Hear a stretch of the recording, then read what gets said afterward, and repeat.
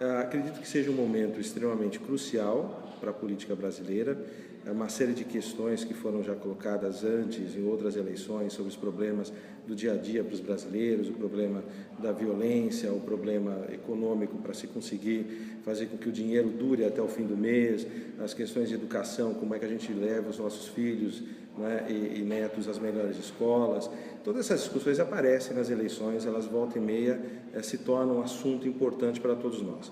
No entanto, nessas eleições agora, né, nesse momento do Brasil, apareceram outras questões, outros assuntos que apareciam já antes, mas parecem que estão mais fortes, estão mais aguçados, as pessoas estão querendo falar mais sobre outras questões agora. Então a questão da violência parece ser uma das mais importantes, as pessoas têm falado muito sobre a violência do dia a dia, têm falado muito sobre a questão da corrupção, né, porque já dos últimos anos, uma discussão muito grande sobre os políticos e a corrupção, e esse tema da corrupção não é novo, mas ele se tornou cada vez mais forte nos últimos anos, a ponto de derrubar presidentes, né? Então, agora a questão corrupção, violência, se tornou um assunto fundamental para as pessoas. Elas estão discutindo que esses são os pontos mais importantes que devem ser tratados. A questão que se coloca é que, quando a gente fala de corrupção, quando a gente fala de violência, a gente tem que entender que tudo isso faz parte de um contexto, de uma situação muito complexa, muito difícil, e que não vem de hoje, ela vem já de muitos anos, ela vem de décadas, e que encontrar solução para essas questões não é uma coisa que vai acontecer da noite para o dia. Qualquer candidato ou candidata que apareça dizendo, olha, eu tenho a solução mágica para essas coisas, eu sei como resolver isso, eu vou resolver isso do meio mais violento possível, porque violência se resolve com violência. Os candidatos e candidatas que aparecerem com esse discurso merecem realmente um olhar mais cuidadoso, no sentido negativo até da análise, porque eles tentam simplificar alguma coisa que é muito mais difícil de ser resolvida. Resolver pela violência a violência, nós já temos inúmeros exemplos na história de que isso causa uma situação de difícil controle, as coisas fogem do controle, as pessoas que muitas vezes pregam esse tipo de atitude acabam sendo elas mesmas as vítimas primeiras dessa violência que está sendo criada.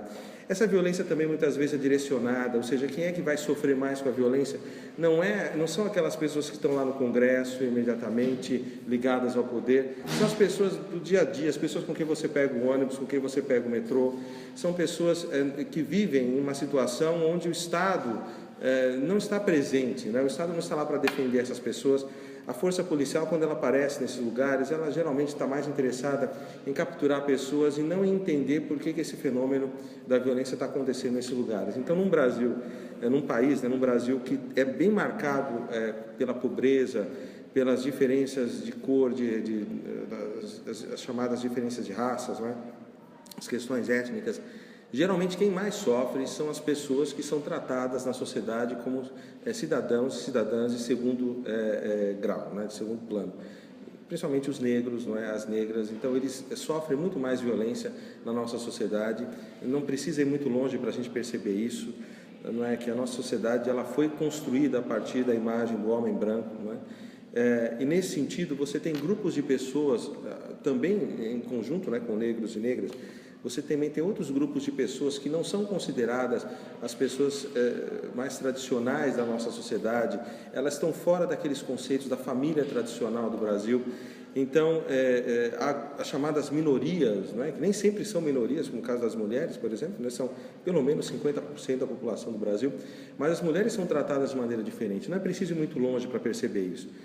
As mulheres têm menos oportunidade de trabalho, elas recebem menos. É claro que isso não vai acontecer em todos os locais, não se quer dizer aqui que toda fábrica, toda loja, todo local que vai contratar uma mulher vai pagar salários diferentes, mas há pesquisas sólidas que mostram que em alguns lugares isso acontece. Muitas vezes as mulheres são deixadas em segundo lugar nos concursos, né, ou nas seleções, só por serem mulheres realmente, porque as pessoas acham que para determinados cargos é preciso ter um homem, ou seja, a gente sempre fica julgando a mulher mais fraca ou inferior ao homem. Isso acontece a todo momento. Nós sabemos que muitas mulheres, elas acabam meio que admitindo que elas são mesmo inferiores, mas isso muitas vezes é reflexo dessa experiência que elas têm de serem deixadas em segundo plano, e elas acabam meio que ficando acostumadas com a ideia de que elas são inferiores.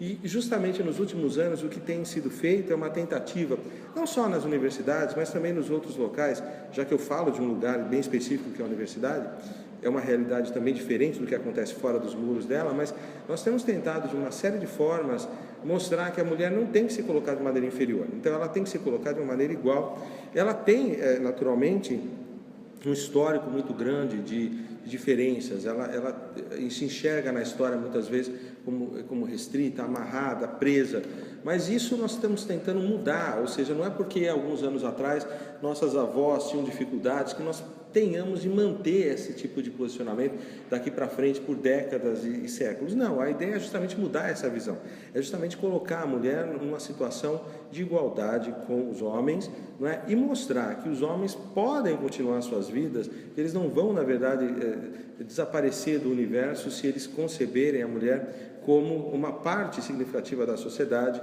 não é tão importante quanto eles. E essa situação da mulher, da importância da mulher, ela tem que ser colocada pelas próprias mulheres. Não é o homem que vai deixar a mulher encontrar seu papel. A mulher vai se encontrar e os homens têm de respeitar. E nós temos muitas vezes candidatos ou candidatas que se colocam contra esses movimentos das mulheres se encontrarem e se localizarem na sociedade. Ou seja, são políticos que acabam se colocando contra os movimentos dessas mulheres que querem encontrar esse seu lugar na sociedade. E a gente precisa tomar um cuidado muito grande com isso, porque muitos deles querem uma manutenção da posição da mulher numa posição de inferioridade. Eles se sentem ameaçados, e nesse caso eu estou falando de candidatos e candidatas, mas isso não é porque há candidatas que estão defendendo essa posição de inferioridade que isso tem que ser aceito.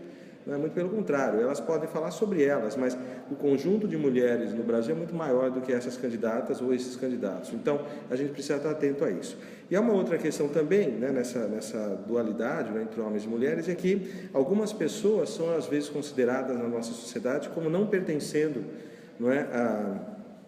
à visão tradicional das divisões dos gêneros, do que é homem e do que é mulher. Os homossexuais, as homossexuais são geralmente também retirados da sociedade ou passam por uma situação de dificuldades, passam vergonha na rua, sofrem violência física cotidianamente, nos olhares. O simples olhar pode ser o suficiente para demonstrar essa situação de inferioridade pela qual essas pessoas passam na nossa sociedade. Também essas pessoas, essa minoria, elas têm tido alguns ganhos nos últimos anos, mas com muita dificuldade, e que não é só um reflexo também de um partido político ou de outro, mas é uma luta muito mais ampla dessas pessoas, que não vêm de hoje, essas lutas, para falar bem a verdade, elas vêm inclusive de outros países muitas vezes, elas geram influências aqui, e são lutas que vieram com muito derramamento de sangue, inclusive.